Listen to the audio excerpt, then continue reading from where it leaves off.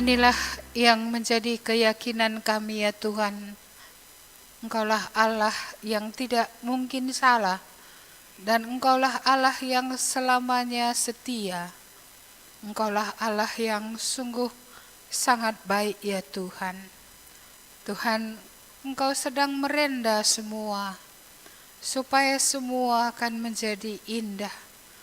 Semua akan mendatangkan kebaikan dan semua akan menjadi kemuliaan. Tuhan, kami berdoa lagi pada saat ini. Kami akan merenungkan lagi firman Tuhan bersama-sama. Kami mohon kemurahan Tuhan, supaya mata kami melihat Tuhan, telinga kami boleh mendengar dengan baik, dan mata kami tidak tidur tetapi benar-benar terbuka ya Tuhan. Kami berdoa supaya firman-Mu itu boleh berbicara kepada tiap-tiap kami lagi, supaya boleh Tuhan kami melihat Engkau semakin dalam hari lepas hari, sehingga kami boleh mempercayakan hidup kami kepadamu. Mari Tuhan berkatilah firman-Mu yang akan kami renungkan ini, berkati hamba-Mu yang akan menyampaikannya, dan berkati semua yang mendengarnya di mana saja pun berada, supaya Tuhan yang melawat, Tuhan memberkati pada pagi hari ini. Dalam nama Tuhan Yesus kami berdoa. Amin. Silahkan duduk Bapak Ibu. Iya, mari kita membuka perjanjian lama juga dari kitab 1 Samuel. 1 Samuel pasal yang ke-19.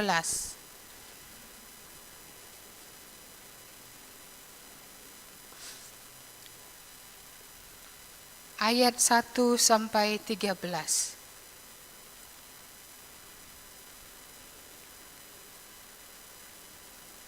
Satu Samuel 19 ayat 1 sampai ayat 13.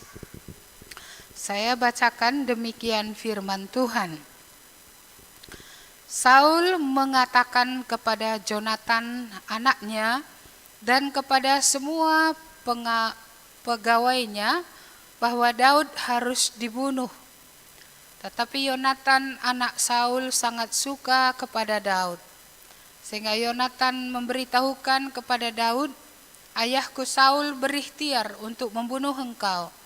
Oleh sebab itu hati-hatilah besok pagi, duduklah di suatu tempat perlindungan dan bersembunyilah di sana.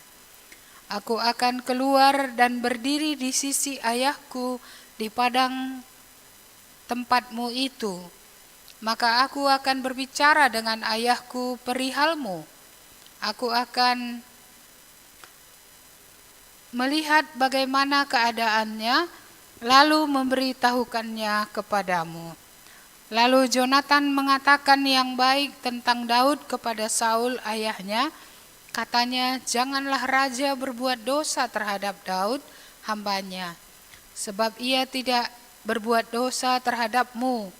Bukankah apa yang diperbuatnya sangat baik bagimu?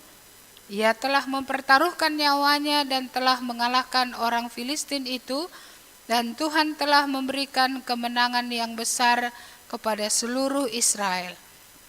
Engkau sudah melihatnya dan bersukacita karenanya. Mengapa engkau hendak berbuat dosa terhadap darah orang yang tidak bersalah dengan membunuh Daud tanpa alasan? Saul mendengarkan perkataan Yonatan dan Saul bersumpah, demi Tuhan yang hidup ia tidak akan dibunuh. Lalu Yonatan memanggil Daud dan Yonatan memberitahukan kepadanya segala perkataan itu. Yonatan membawa Daud kepada Saul dan ia bekerja padanya seperti dahulu. Ketika perang pecah pula, maka majulah Daud dan berperang melawan orang Filistin. Ia menimbulkan kekalahan besar di antara mereka, sehingga mereka melarikan diri dari depannya. Tetapi roh jahat yang daripada Tuhan hinggap pada Saul ketika ia duduk di rumahnya dengan tombaknya di tangannya, dan Daud sedang main kecapi. Lalu Saul berikhtiar menancapkan Daud ke dinding dengan tombaknya. Tetapi Daud mengelakkan tikaman Saul, sehingga Saul mengenai dinding dengan tombak itu. Sesudah itu Daud melarikan diri dan luputlah ia pada malam itu. Kemudian Saul mengirim orang-orang suruhan ke rumah Daud untuk mengamat-amatinya dan untuk membunuh dia pada waktu pagi. Tetapi Mikal istri Daud memberitahukan kepadanya demikian, "Jika engkau tidak dapat meluputkan dirimu malam ini, maka besok engkau akan dibunuh." Lalu Mikal menurunkan Daud dari jendela, ia pergi melarikan diri dan luputlah ia. Sesudah itu Mikal mengambil terafim dan menaruhnya di tempat tidur. Ditaruhnya sehelai tenunan bulu kambing di bagian kepala dan ditutupinya dengan selimut. Ya, kita tidak baca sampai habis. Tapi kalau saudara punya waktu nanti di rumah boleh membaca sampai habis. Ya. Saya memikirkan tema apakah yang diberikan untuk firman Tuhan ini.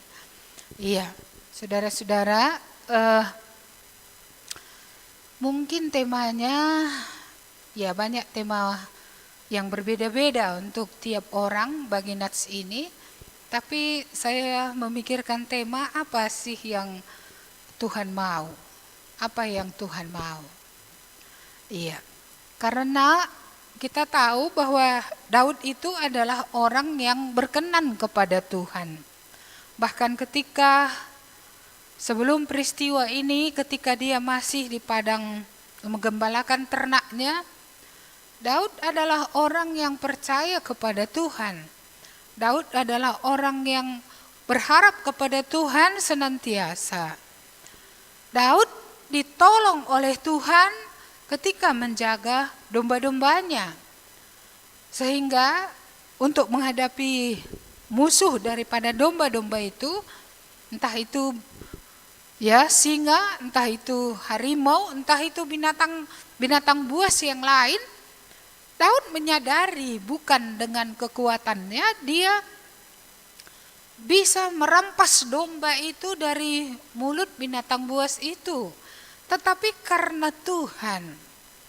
Iya, dan kita tahu dalam pasal-pasal sebelumnya ketika Tuhan tidak berkenan lagi dengan Saul, Tuhan mengutus Samuel ke Bethlehem.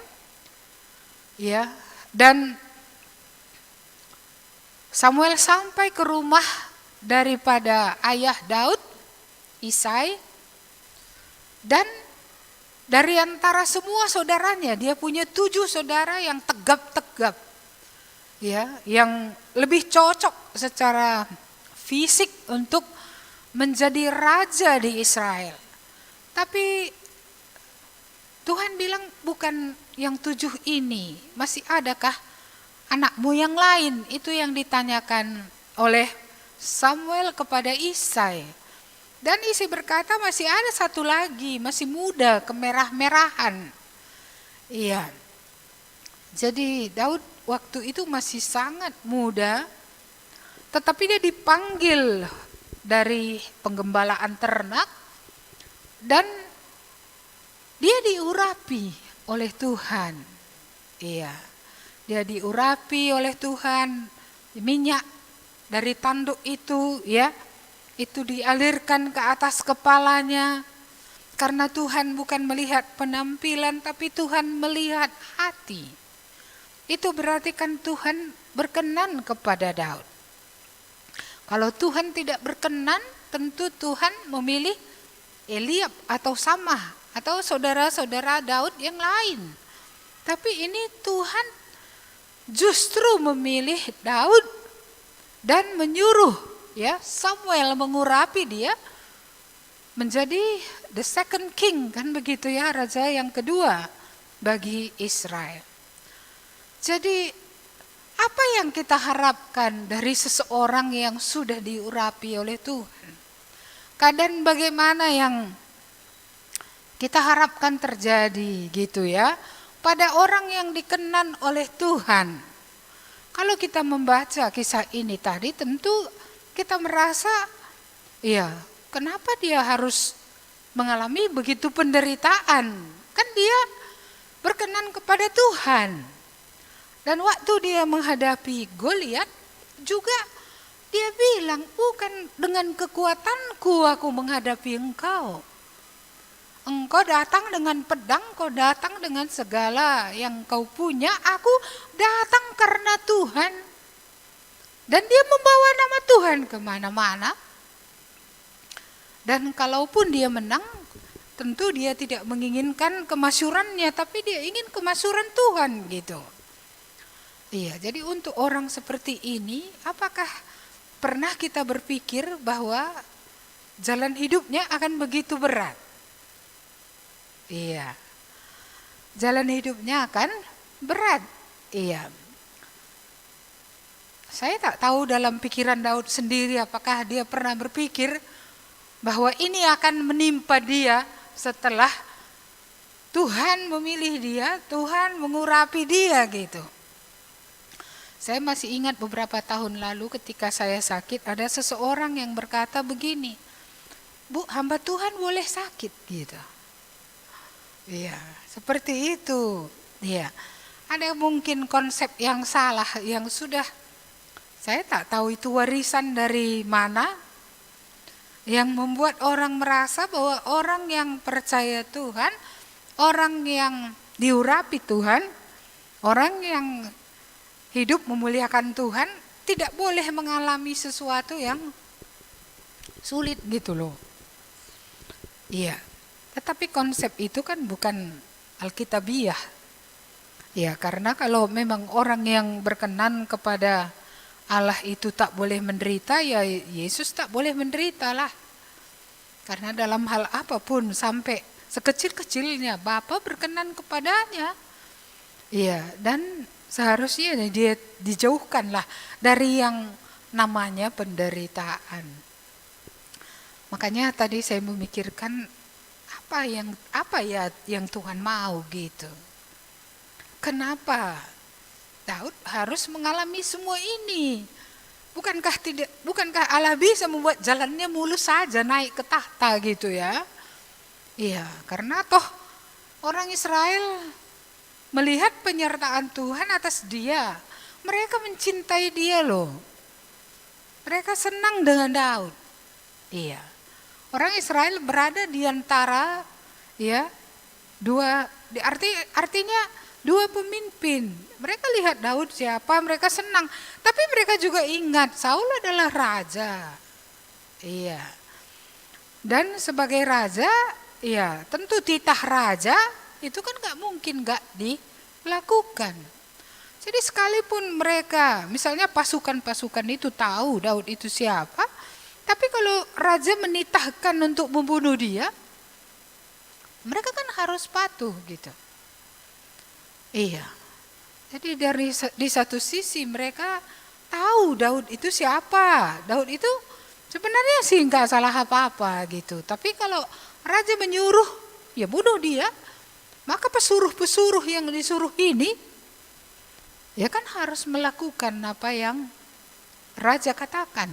Ini berat, dilema bagi masyarakat atau bagi pasukan atau bagi orang-orang yang disuruh oleh Daud.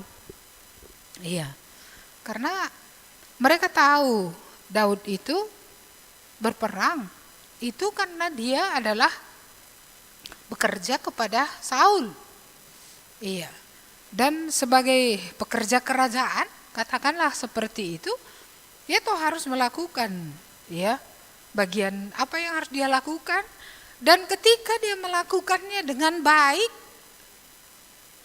dia malah bukan dianugerahi hadiah gitu ya. Iya, karena sekalipun Daud memang Saul memberikan anaknya kepada Daud, tujuannya kan bukan murni. Inilah menantuku yang akan kuhargai gitu ya. Yang akan kukasihi, yang akan menolong aku di kerajaan ini. Bukan. Dia mau Daud mendekat supaya lebih dekat lagi. Apa yang dia rencanakan dalam hatinya itu bisa dilakukannya terhadap Daud. Jadi saudara-saudara yang dikasihi Tuhan, inilah merontokkan pandangan bahwa kalau orang benar tidak mungkin mengalami sesulit ini. Iya, tetapi ini orang benar loh.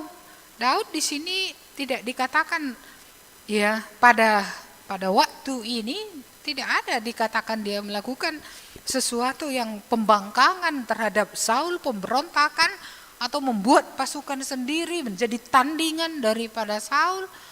Enggak ada sama sekali. Dia malah punya integritas yang sangat tinggi kepada Tuhan dan kepada raja dan kepada negaranya.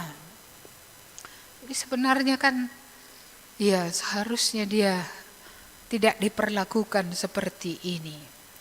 Jadi kita akan belajar beberapa hal di sini. Mengapa sih Tuhan mengizinkan hal seperti ini terjadi gitu ya? Iya. Tidak sanggupkah Tuhan membuat tidak terjadi seperti ini? Mungkin itu menjadi pertanyaan banyak orang ketika mengalami kesulitan. Tidak sanggupkah Tuhan supaya ini tidak seperti ini gitu ya? Ini ada selalu unsur entah sadar atau tidak sadar orang untuk mempersalahkan Tuhan untuk tiap keadaan yang tidak baik. Mengapa Tuhan? Ini sering menjadi pertanyaan. Tapi kalau kita lihat Daud, memang tidak ada pula memang di dalam nats ini dia bertanya, mengapa Tuhan? Tidak ada. Iya. Yang dia lihat di sini, mengapa Saul? Iya. Karena Saul sudah tidak disertai oleh Tuhan. Karena itu, ya, kalau tadi kita membaca roh jahat dari Allah, seolah-olah Allah yang ngirim roh jahat, bukan itu maksudnya. Bahwa ya, semua malaikat memang Tuhan yang ciptakan, dan dari antara malaikat tentu ada yang memberontak kepada Allah, itulah yang disebut roh yang jahat, roh jahat. Iya.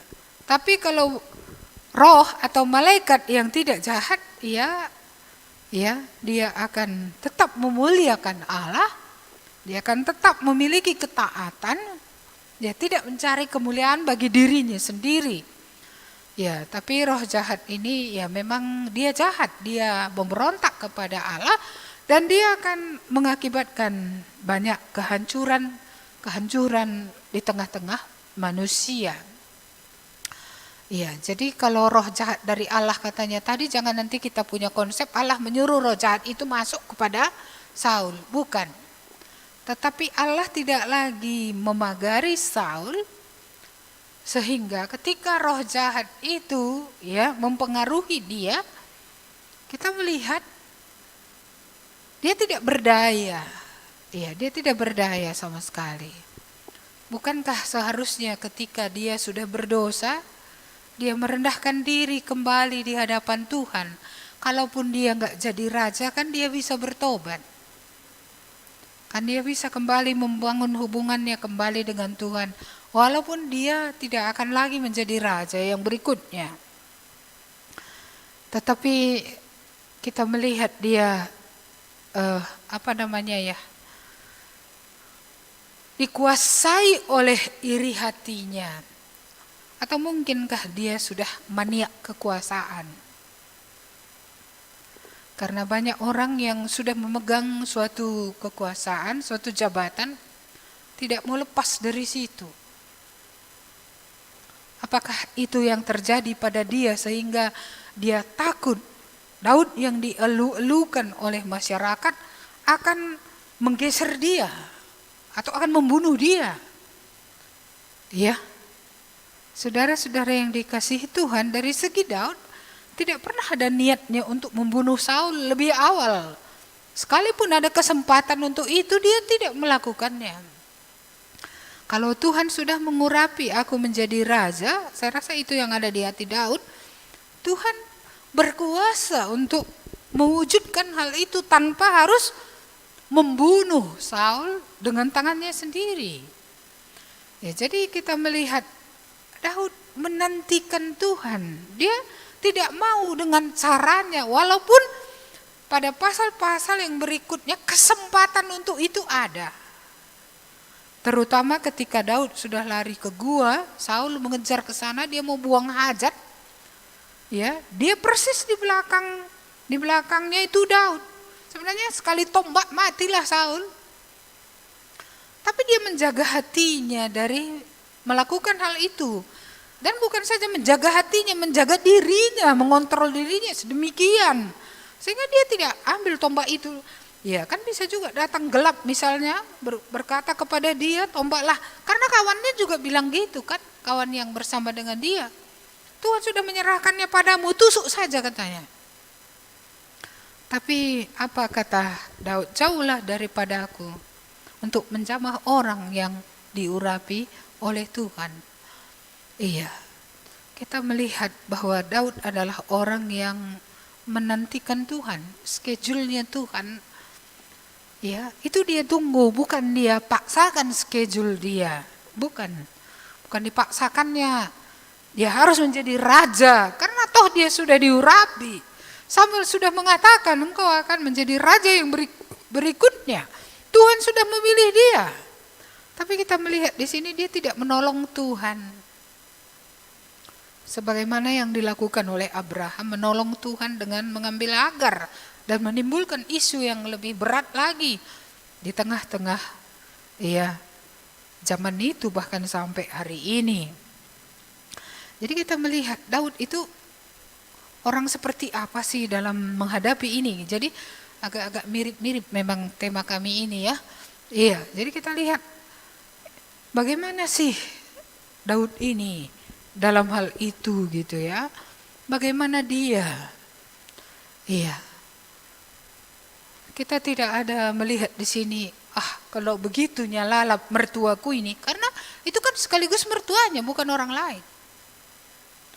Kan pasti ada pasukan itu kan ada juga yang pro dia. Kan bisa. Ya sudah, kumpulkan orang-orang ya, lalu kemudian kan bisa muncul niat jahatnya, tapi kita melihat itu tidak ada. Kemurnian hatinya, ya, itu betul-betul dia jaga. Sejahat apapun mertua ini, dia tidak ingin berdosa karena itu.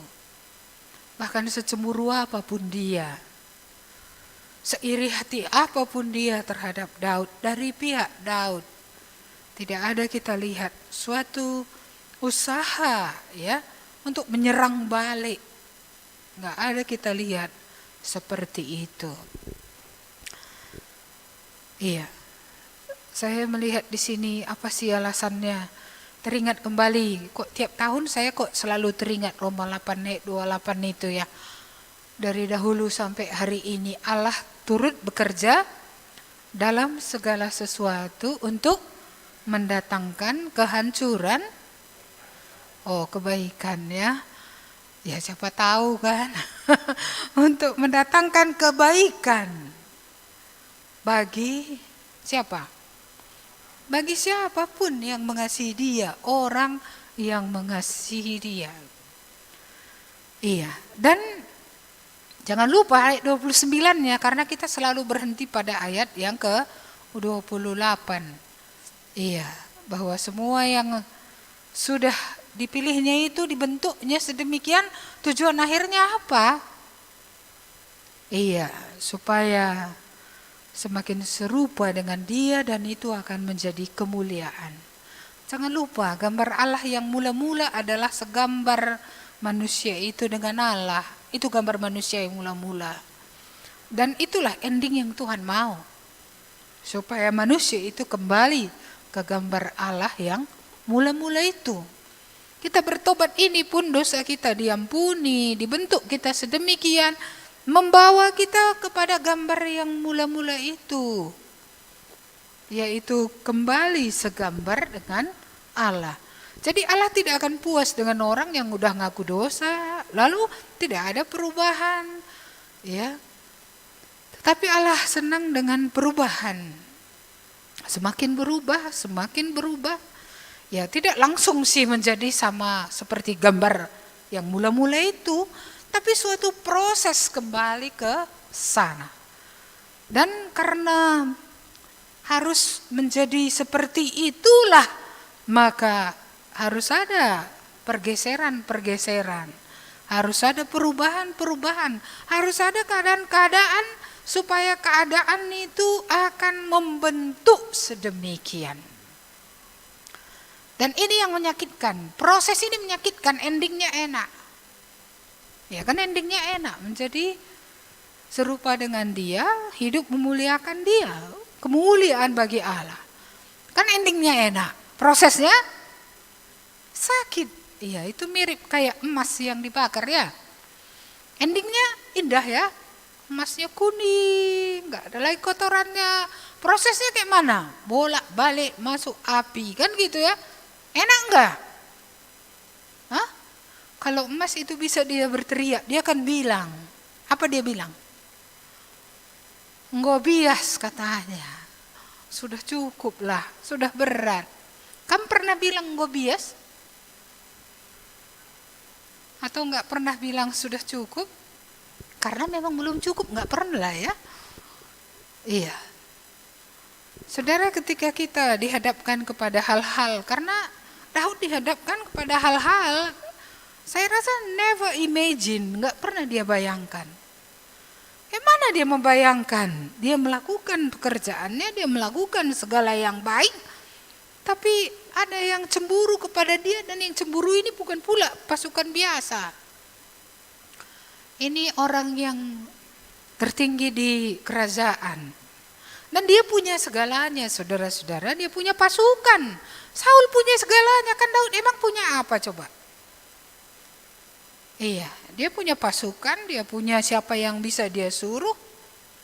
Dia raja, rakyat menghormati dia, walaupun dia sudah ditinggalkan oleh Tuhan, mereka masih mentaati dia. Dia punya semua. Daud punya apa? Iya, punya Tuhan. Daud punya Tuhan. Dan saya sangat terharu melihat bahwa Yonatan, anak Saul, ya kan? Sahabat Daud, ya karena Daud dan Yonatan memang bersahabat, mereka punya hubungan dekat, bukan homoseks. Jadi salah pula kita mengerti, walaupun hubungan antara pria dan pria bisa berbahaya, sama seperti berbahaya juga hubungan wanita dengan wanita kalau over, ya kan? Iya. Bukan hubungan laki-laki dengan perempuan aja berbahaya. Laki-laki dengan laki-laki pun berbahaya. Perempuan dan perempuan pun berbahaya. Kalau tidak di dalam Tuhan. Iya. Kalau di dalam Tuhan kan ada batas-batasnya. Kita melihat bagaimana Jonathan, tahukah dia itu prince loh. Apa sih prince itu? Pangeran, ahli waris kerajaan seandainya Daud tidak muncul. Bagaimana perasaan pangeran Jonathan, kan gitu ya. Iya, dengan kemunculan Daud yang dia tahu, karena kemudian kan dia mengamati, dia mengerti, ini disertai oleh Tuhan, ini disiapkan oleh Tuhan menggantikan ayahku, bukan aku menggantikan ayahku, tetapi dia yang akan menggantikan ayahku. Betapa berimannya Yonatan dan betapa lapangnya hatinya. Dia menerima itu loh, menjadi orang kesekian setelah Daud pun gak menjadi masalah bagi dia. Ini kan hati yang luar biasa ini. Ya, tidak cemburu dengan orang yang akan menempati posisi yang mungkin dia sendiri pernah menginginkannya. Ya, dia tidak menjadi iri hati dengan pilihan Tuhan gitu. Enggak. Dia mendukung Daud sepenuhnya. Kalau dia enggak mendukung, bagaimana kita lihat tadi ini ya, dia kan enggak akan melakukan ini, usaha ini. Ini apa dibilangnya kepada Daud? Ya, ayahku berikhtiar membunuh engkau Daud. Ini berusaha ayahku katanya. Jadi bagaimana? Ya hari ini carilah tempat perlindungan, sembunyilah. Coba, dia menginfokan niat ayahnya yang jelek terhadap Daud. Dan bukan hanya itu, Ini luar biasa sahabat seperti ini. Karena dia bilang kemudian kepada ayahnya, Raja janganlah berbuat dosa. Bukankah dia melakukan semua itu juga untuk kepentinganmu? Jangan engkau berbuat dosa kepada orang yang tidak bersalah. Kan dia berusaha untuk meyakinkan ayahnya. Itu kan adalah pembelaannya terhadap Daud supaya ayahnya tidak melakukan hal yang salah. Dan sekaligus untuk melindungi Daud dari kematian. Dia bukan saja menginfokan apa rencana Raja Saul supaya bisa dia melarikan diri, Daud melarikan diri. Tapi dia berkata sedemikian kepada ayahnya supaya ayahnya berubah pandangannya yang salah tentang Daud. Ya. Dia tidak ingin ayahnya punya pandangan yang salah tentang Daud. Dan dia meyakinkan ayahnya untuk tidak berbuat dosa terhadap darah orang yang tidak bersalah. Dengan kalimat itu dia mengatakan, Daud itu tidak salah ayah, mengapa kau mau bunuh dia? Kalau ia ikut perang itu kan untukmu juga. Seandainya dahulu Daud tidak mengalahkan Goliat, lalu mereka dikalahkan, bukankah seluruh Israel akan menjadi tawanan bagi Filistin? Jadi sebenarnya kehadiran Daud di sana menolong dia sebagai raja. Sehingga mereka tidak ditawan oleh Filistin dan mereka bisa tetap menjadi sebuah negara yang tidak dikuasai oleh negara lain. Iya, tapi kita melihat tadi di sini ya. Awalnya sih berhasil kan gitu ya. Karena sadar Saul ini sebentar, maka dia tidak lagi berusaha untuk membunuh Daud. Tapi itu hanya sebentar. Perang lagi. Bertempur lagi dengan Filistin. Kalau sudah seperti itu, kesulitan yang diakibatkan oleh Saul, kan bisanya Daud ini sudah biarkan saja dia yang berperang di situ gitu. Tapi kita melihat tidak seperti itu. Dia melakukan pekerjaannya, ikut juga dalam peperangan, menolong pasukan Raja Saul, dan dia mengakibatkan banyak kekalahan di tengah-tengah musuh. Dia tidak berhenti melanjutkan apa yang harus dia perbuat. Dia tidak berhenti melanjutkan apa yang menjadi pekerjaan yang harus dia kerjakan. Hanya oleh karena Daud pernah melakukan hal yang hanya oleh karena Saul pernah melakukan hal yang demikian. Jadi kita melihat di sini ya, mari kita bandingkan pribadi Saul ini. Kita lihat lagi Daud ini, kita lihat lagi Jonathan. Dari 3 orang ini apa yang bisa kita pelajari? Kita lihat Saul ini kalau sudah berdosa, tidak merendahkan diri, ya, tidak kembali kepada Tuhan dengan ratapan. Kita melihat bahwa selalu ada jalan masuk gelap itu ke dalam hidupnya. Sekalipun ketika dikatakan sesuatu yang baik, dia berubah sebentar lagi muncul lagi. Roh jahat itu mempengaruhi dia lagi, timbul lagi cemburunya, timbul lagi irinya, sampai diambilnya lembingnya dan mau ditancapkannya kepada menantunya, kepada Daud yang sudah berjasa di tengah-tengah bangsa mereka. Ya, jadi kalau dosa ini memang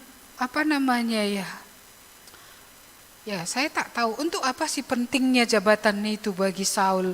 Apakah jabatan itu lebih penting daripada bagaimana merendahkan diri di hadapan Tuhan? Tapi memang bukankah demikian, saya pikir kalau teringat kepada bagian-bagian sebelumnya. Bagaimana sebenarnya hati Saul ini tidak melekatnya kepada Tuhan. Ketika Tuhan menyuruh dia memusnahkan musuh, memusnahkan Amalek itu, kita tahu apa yang terjadi. Tuhan bilang musnahkanlah seluruh hewan-hewannya, tidak ada sedikit pun apapun bisa disisakan. tapi hatinya melekat kepada lembu yang gemuk. Lalu dia bilang, rakyat yang membuat keputusan ini, dia raja loh. Lalu apalagi dia bilang, ini kan dikumpulkan oleh rakyat untuk dipersembahkan kepada Allah. Wah, ini yang lebih ngeri lagi. Dia berbuat dosa dan mau menyogok Allah dengan korban persembahan. Jadi saya merenung-renungkan, dari awal pun kemananya hatinya melekat. Sudah pun dia merasa dia kecil dari suku Benyamin, dia dipilih menjadi raja, tapi tetap udah pun berkuasa, tapi hatinya nggak melekat kepada Tuhan. Diangkat Tuhan pun dia tinggi nggak terangkat ini. Dia tetap mau, ya. Disinilah kita melihat dalam keadaan kesulitan menunjukkan karakter yang sebenarnya, aslinya seperti apa. Seperti inilah aslinya Saul. Ya, haus bukan saja haus harta, karena tadi dia mengumpulkan hewan-hewan itu yang disuruh Tuhan musnahkan. Tetapi juga dia haus kuasa, itu aslinya dia. Jadi kesulitan itu menampakkan wajah asli daripada orang-orang yang ada di dalamnya. Ini aslinya Saul. Iya, dia termasuk orang yang sebenarnya bukan rohani. Dia orang yang memiliki posisi diurapi oleh Tuhan, tetapi hatinya pada uang dan pada kuasa. Iya, pada uang dan pada kuasa. Dan untuk mempertahankan ini dengan berbagai cara, ya, Saul berusaha memusnahkan yang namanya adalah Daud. Aslinya Daud pun nampak juga di sini. Ya, dia sudah dibenci, mau dibunuh. Tetapi kita melihat bagaimana dia bertuhan, bagaimana juga dia tetap melakukan apa yang harus dia lakukan. Iya, seharusnya kalau saya ini sudah mundur saya dari pasukan, gak usah jadi pasukan daripada siapa namanya ini, si Saul ini gitu. Tapi Daud masih terus ikut bertempur, menolong daripada orang yang tidak baik kepada dia. Ya, ini jiwa yang luar biasa. Jiwa yang luar biasa. Dan satu sisi lain saya melihat betapa rencana Allah tidak akan mungkin gagal. Penderitaan bisa ada, kesulitan bisa ada. Tapi bukankah dengan pelbagai cara juga Tuhan melindungi orang benar, yaitu Daud? Muncul Jonathan. Ketika sudah di rumah disuruh pasukan mengendap-endap untuk membunuh dia pagi-pagi hari, muncul Mikal. Mikal ini bukan orang percaya saya pikir ini, karena dia kan mengambil terafim, taruh tempat tidur. Terafim itu kan biasanya semacam penyembahan berhala ya. Iya, jadi kita melihat orang yang tidak jelaslah bertuhannya pun bisa dipakai oleh Tuhan untuk melindungi siapa? Untuk melindungi Daud. Dengan berbagai-bagai cara. Ya, siapapun berusaha mencelakakan dia, gitu ya. Khususnya Saul dengan seluruh pasukannya yang nanti kan disuruh cari ke gua-gua kemana-mana. Tapi Tuhan melindungi Daud. Bahkan kalau kita baca di bawahnya itu kan sampai ada kelompok yang disuruh karena sudah didengar oleh Saul, ya. Daud ada di sebuah kota dekat Rama, Nayot atau apa nama kota itu, diutus utusan. Ya, lalu utusan itu semua dipenuhi roh. Iya, lalu ketika kembali tentu mereka tidak menyerang Daud lagi. 3 kali itu terjadi, 3 termen. Itu artinya apa? Sebenarnya Tuhan mengatakan kepada Saul. Dengan 3 kali pertolongan Roh Kudus itu masuk ke dalam utusan-utusan itu, ya. Maka sebenarnya dengan cara itu Tuhan mau mengatakan, jangan kau ganggu Daud ini, Saul. Tapi dia mengeraskan hatinya dan terakhir dia sendiri yang pergi. Dan ketika dia juga bertemu dengan nabi-nabi itu, dia juga seperti dimasuki roh. Iya. Tapi yang saya mengerti di sini bahwa dia membuka bajunya, mungkin baju kebesarannya ya. Walaupun di sini terjemahannya dalam bahasa Inggris naked, mungkin bukan naked dalam arti kata betul-betul tanpa pakaian. Mungkin dia hanya memakai baju yang ada garmen yang di dalam, tapi baju kebesarannya itu dibuka semua. Apakah sebenarnya itu Tuhan mau mengingatkan? Inilah yang membuat, ya kan? Garmen ini, kuasa ini yang membuat kau tidak dapat merendahkan diri. Tapi seandainya kau buka ini, kau bisa ya merendahkan diri, dia bisa dikenan oleh Tuhan. Saudara-saudara yang dikasihi Tuhan, berulang kali dengan pelbagai cara. Terusnya nanti ada upaya daripada Saul ini, kalau kita baca pun pasal-pasal yang berikutnya, untuk tetap berkeras hati dalam kecemburuan, dalam keiri hatian, dalam usaha mempertahankan ya baju kerajaan. Tapi apapun yang dia buat, perlindungan Tuhan perfect, kesetiaan Tuhan itu tetap ada. Saul tidak dapat mencelakakan Daud. Iya, Daud yang berkesempatan mencelakakan Saul, tapi dia tidak melakukannya oleh karena dia takut akan Tuhan. Ini jiwa yang luar biasa. Nampak ketika kesulitan datang.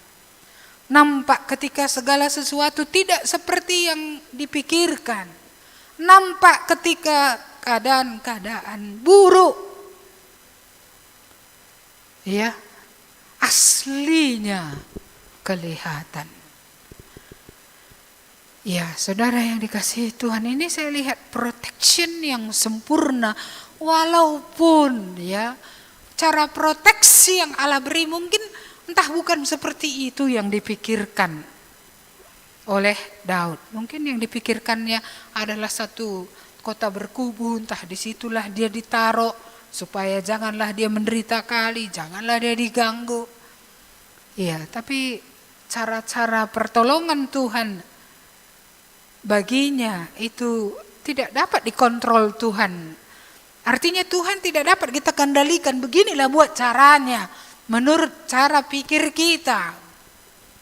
Tapi Tuhan memiliki cara sendiri untuk melindungi Daud. Dan akhirnya nanti genapnya dia menjadi raja, genap. Sampai nanti tiba kematian Saul dan Jonathan di medan perang. Bukan karena dibunuh oleh Daud. Walaupun Saul jahat, bukan, tapi di medan perang dia mati. Dan Tuhan dulu yang mengurapi Daud. Tuhan yang sama, ya, membawa dia kembali untuk menjadi raja bagi suku Yehuda pertama-tama lebih dahulu, baru kemudian bagi seluruh Israel. Perlindungannya ini terus menerus. Di sini ada bahaya, ada jalan keluar. Di sini ada bahaya, Tuhan memberi jalan keluar. Tuhan selalu membuat jalan, walaupun jalan-jalan Tuhan tidak seperti yang dipikirkan. Cara Tuhan menggenapkan janjinya tidak selalu seperti yang kita pikirkan metodenya.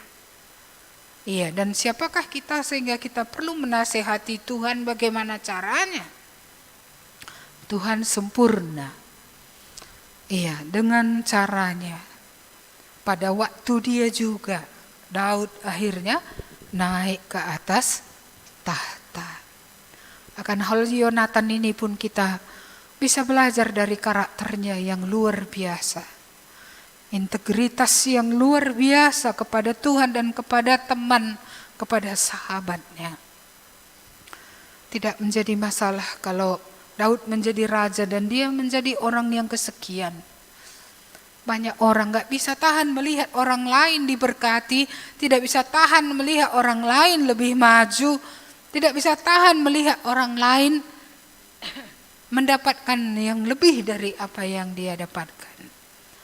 Tapi Jonathan menerima dirinya, menerima bagiannya, menerima keputusan Tuhan baginya.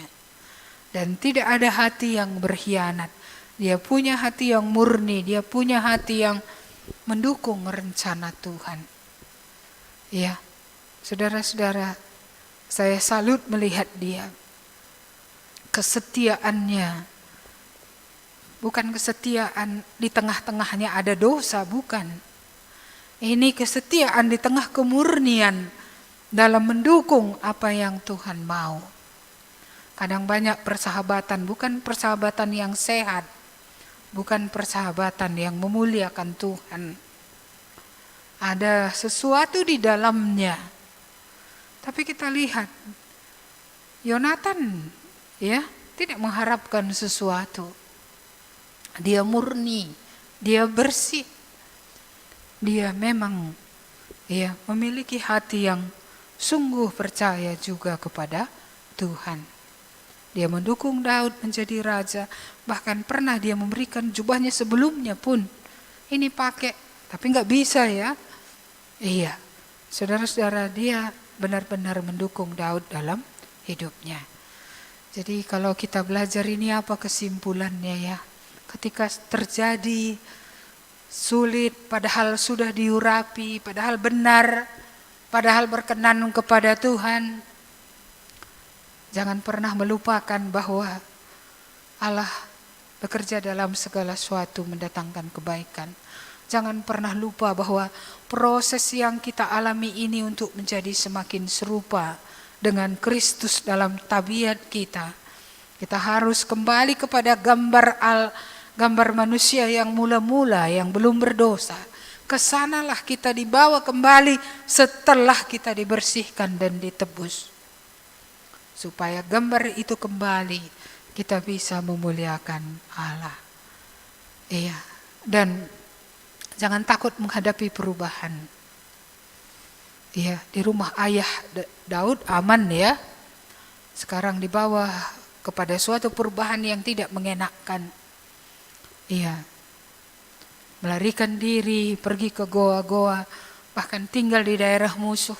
Gak ada yang enak itu. Tapi jangan takut dengan perubahan. Saya dulu ketika Tuhan menyuruh saya meninggalkan pegawai negeri saya takut akan perubahan karena usia saya pada waktu itu sudah hampir, ya sudah 37 atau 38, sebentar lagi 40, saya tidak ingin ada perubahan. Saya bekerja, lalu kemudian sore hari melayani, membuat PA untuk anak-anak, membuat PA di desa-desa. Saya merasa sudah melakukan yang baik. Saya memberikan hidup saya, memberikan uang saya memberikan waktu saya. Dan ketika Tuhan bilang tinggalkanlah pekerjaanmu. Ya, kalau tinggalkan pekerjaan, perubahan. Tidak ada lagi gaji tetap, tidak ada lagi jaminan kesehatan, tidak ada lagi jaminan hari tua. Sepertinya semua yang kupegang harus kulepaskan. Saudara-saudara, tidak mudah. Tapi saya ingat panggilan saya belakangan ini lagi. Dari bilangan pasal 21 itu. Ya, Musa sudah terlalu biasa. Disuruh oleh Tuhan, pukullah batu itu maka akan keluar air. Sudah terbiasa. Saya pun sudah terbiasa mengajar, melayani, membuat retreat atau camp, ya, pergi ke desa, melayani orang, ya itu sudah baik, bukan? Dibandingkan dengan orang lain yang sudah bertobat katanya, tapi apapun gak ada yang dia kerjakan. Tidak ada orang dibawanya kepada keselamatan. Saya belum pun dulu saya hamba Tuhan, Saya terus memberitakan Injil dan Tuhan bekerja. Ada ya orang-orang yang sudah diselamatkan sebelum saya menjadi hamba Tuhan pun, dalam arti kata full time. Bahkan bukan ada, banyak juga. Iya, karena itu saya pikir ya sudah cukuplah ini, beginilah aku sampai tua seperti itu. Tapi Tuhan bilang no, stop. Iya. Dulu memang aku memakai, artinya seperti Musa, aku suruh memakai tongkat. Dulu ku izinkan engkau memakai semua ini. Sekarang seperti Musa, aku suruh berserulah kepada batu itu maka keluar air. Kau juga ku suruh berseru saja. Dan aku yang akan melakukan sisanya. Iya. Disitulah saya mengenal diri saya pada krisis itu. Saya percaya Yesus mati di kayu salib. Saya percaya soal sorga, pengampunan dosa. Tapi saya tidak percaya soal Tuhan akan memelihara. Tapi itulah yang terjadi. Saya minta ampun dan pegangan terakhir itu diambil oleh Tuhan. Apa yang selama ini saya merasa tidak bersandar ke situ, tapi sebenarnya saya bersandar ke situ. Dan itulah saya serahkan, ya, sehingga memang nggak ada lagi ya apapun yang istilahnya rumput yang dipegang, nggak ada lagi apapun. Tapi sebenarnya dalam keadaan itulah Allah sudah bisa dengan leluasa menyatakan siapa Dia, lebih jauh, lebih dalam, menyatakan kesetiaannya, menyatakan pemeliharaannya, menyatakan semuanya. Ya, dan aku memang tidak ada, karena dulu pun setelah bertobat saya punya konsep, saya tidak akan pernah meminta kepada orang tua saya setelah saya bertobat. Supaya apa? Supaya mereka bisa melihat Tuhan. Aku boleh memberi, tapi aku tidak boleh meminta. Itu doaku. Jadi aku tidak mengharapkan ya pemberian dari orang tua. Sejak aku masih kuliah, aku tidak mengharapkan itu. Kalau mereka beri karena mereka merasa aku anaknya, silahkan. Itu kan menjalin hubungan orang tua dan anak. Namun dari pihakku aku tidak meminta. Tapi aku punya komitmen kalau aku boleh memberi karena ada Tuhan yang besar yang kupercayai. Supaya dengan demikian orang tuaku akan melihat Tuhan. Saudara-saudara yang dikasihi Tuhan. Jadi keadaan krisis itu akhirnya satu batang yang terakhir pekerjaan itu sudah diambil, yang lain sudah diambil duluan semua. Ini terakhir diambil. Dan dari situ kulihat Allah memang Allah yang besar, Allah yang dapat dipercayai. Allah yang memelihara, bukan yang mengampuni dosa saja dan memberi surga. Allah yang memelihara. Sampai sekarang pun Allah tetap memelihara dengan setia. Ya, Daud juga mengalami Allah setia. Dulu waktu kecil dia diurapi. Saya rasa butuh 10 atau 20 tahun baru dia dinaikkan ke dalam tahta. Allah tidak pernah melupakan bahwa Dia telah memilih Daud menjadi raja yang kedua. Walaupun dari segi waktu, ya saya tak tahu apakah Daud merasa terlalu lama, tapi yang jelas Allah tidak pernah tidak menggenapkan apa yang Dia katakan. Mari kita belajar mempercayai Tuhan di tengah segala situasi. Dan kalau di tengah segala situasi yang kita hadapi, kita menemukan siapa kita, bahwa kita orang yang lemah, bahwa ada tabiat kita yang belum beres, bahwa ada hal-hal di dalam diri kita yang perlu diperbaiki. Sesungguhnya Allah mengasihi kita. Dia sedang membentuk kita sedemikian. Kalau bisa kita lihat itu supaya berubahnya kita dibuat oleh Tuhan lebih baik dan lebih baik lagi. Terus menjadi lebih seperti yang Tuhan mau. Jangan berontak. Memberontak hanya akan membuat semakin pahit dan semakin lama. Tapi kalau kita menyerah, Tuhan, ya tidak mudah juga menyerah, tapi ya mau berantem sama Tuhan, siapa berani? Iya, saya melepaskan segala sesuatu karena saya tahu, karena kalau saya tidak melepaskannya pada waktu itu, saya memahami pada waktu itu. Sampai di sinilah yang bisa kulakukan untukmu. Kalau kau tidak bisa menyerahkan ini, sampai di sini, lalu bagaimana Tuhan? Ya kau nanti kayak orang Israel itu, berputar-putar lah situ kau nunggu matimu gitu. Loh, jadi kayak mana itu? Iya, jadi saya memilih untuk menghadapi perubahan.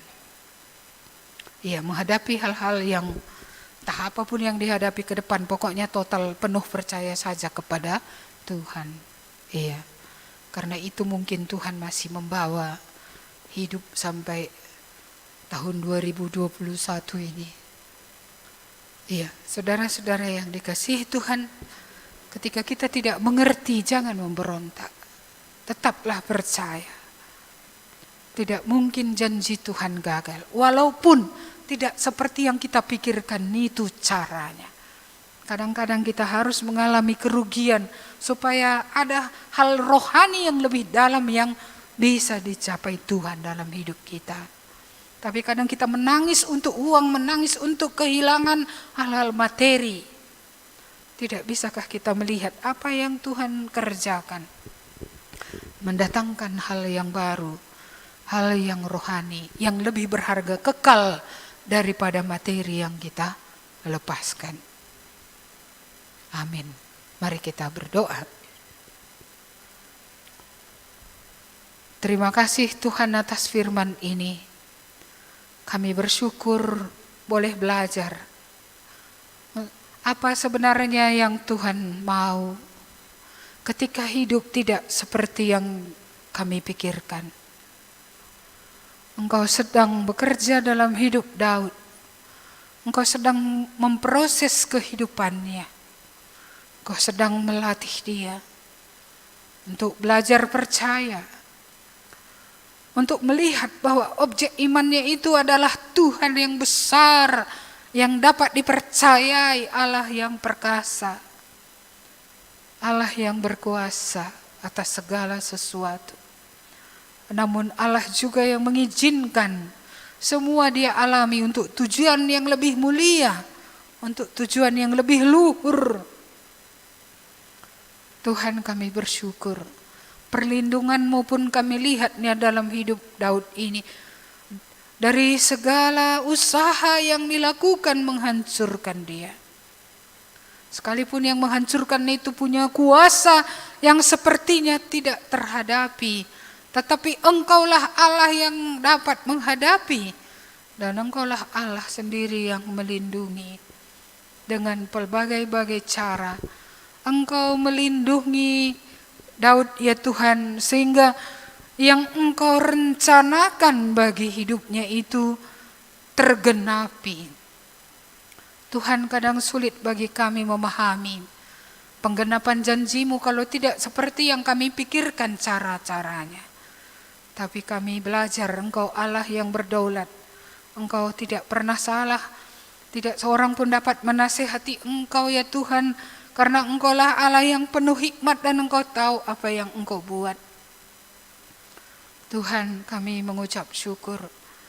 Tolonglah kami semua untuk meletakkan hidup kami kepada Tuhan. Dan percaya bahwa Engkau Allah selamanya baik. Selamanya benar-benar memikirkan yang baik. Dan Engkau mau kami hidup untuk menjadi kemuliaan. Supaya setiap kali Engkau memandang kami, Engkau sendiri melihat pantulan kemuliaan-Mu di dalam kami ya Tuhan. Kami berdoa supaya kami rela dibentuk sedemikian, melewati kesulitan, melewati rimba raya, melewati segalanya. Supaya kami boleh menjadi sebagaimana yang Engkau inginkan. Taruhlah hati yang tidak mencurigai Tuhan dalam hati kami. Berilah kami hati yang percaya. Berilah kami hati yang menyerahkan semua sambil kami melakukan bagian yang Engkau mau ya kami lakukan. Sebagaimana Daud mengerjakan apa yang menjadi bagiannya. Izinkanlah kami dengan pertolongan Roh-Mu yang kudus ya Tuhan, beroleh kekuatan untuk melakukan juga bagian kami. Terima kasih Tuhan, Roh-Mu yang kudus meneruskan firman-Mu, supaya jikalau ada di antara kami hidupnya hari ini berat, supaya boleh dia meletakkannya kepadamu. Engkaulah Allah yang tidak pernah salah dalam seluruh proses yang kami alami. Dan maksudmu baik, supaya semua yang engkau panggil akan menjadi semakin serupa dengan putramu yang tunggal, Yesus Kristus. Terima kasih Tuhan, kami menyerahkan semua umat Tuhan, baik yang di sini, baik yang di rumah. Kiranya kasih karunia dari Allah Bapa, pertolongan Roh Kudus tiap-tiap hari, memberikan kami kemenangan demi kemenangan. Dan biarlah di tahun ini sulit pun bisa kami menang Tuhan. Berat pun, tapi kami tetap percaya kepadamu ya Tuhan. Kami tidak mau menyimpang ke kiri dan ke kanan. Kami mau menyerahkan seluruh hidup kami ke dalam tangan-Mu. Karena kami tahu, kalau Engkau sudah memberikan nyawamu, Engkau tidak akan menahan kebaikan. Dan pertolongan-Mu selalu tepat pada waktunya. Dimuliakanlah Engkau dalam hidup kami. Di dalam nama Tuhan Yesus kami berdoa. Amin. Kepada Allah beri puji. Kepada Allah beri puji, semua makhluk di bumi. Padanya ku beri pujian. Bapa, Anak, dan Roh Kudus. Amin. Amin. Selamat hari Minggu untuk kita semua. Tuhan memberkati.